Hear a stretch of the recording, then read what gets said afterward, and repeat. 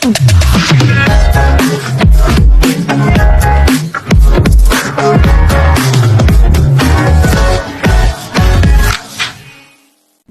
day everyone, I'm Bryle Apilado and here's my argumentative speech about Jeepney strike.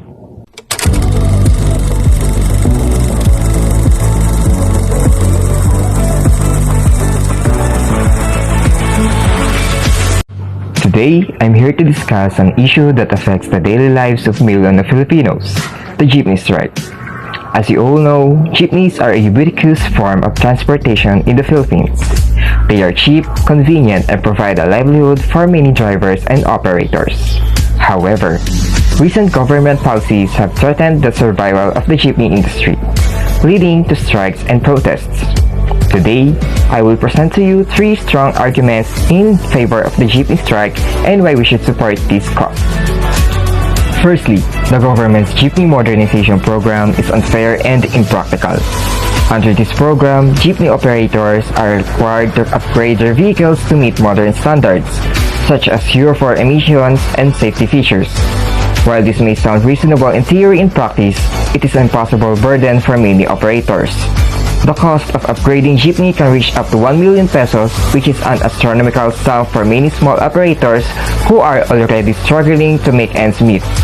Furthermore, the program does not take into account the fact that jeepney are not just a means of transportation but also a cultural icon. Many jeepney operators take pride in decorating their vehicles with colorful designs and artwork, which would be lost under the modernization program. Secondly, the jeepney strike is a necessary form of protest against the government's neglect of the transportation sector. The jeepney industry has long been neglected by the government, which has focused more on building expensive infrastructure projects like airports and highways. The lack of investment in public transportation has led to a situation where jeepneys are the only affordable option for many Filipinos. However, instead of supporting the industry, the government has chosen to impose burdensome regulations and fees that threaten its survival. By going on strike, jeepney operators are sending a message that they will not be ignored and that their voices must be heard. Lastly, the jeepney strike is not just about the transportation sector, but also about social justice.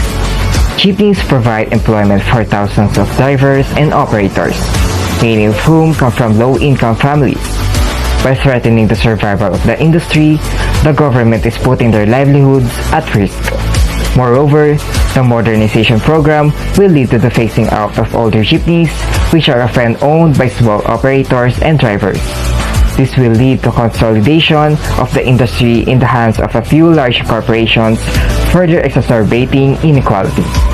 In conclusion, the jeepney strike is not just about a mode of transportation, but about the livelihoods of thousands of Filipinos, social justice, and cultural preservation. As concerned citizens, we should stand in solidarity with the jeepney operators and demand that the government listens to their legitimate concerns. Let us not forget that the jeepney is not just a symbol of our transport system, but a symbol of our identity and culture as a nation. Thank you.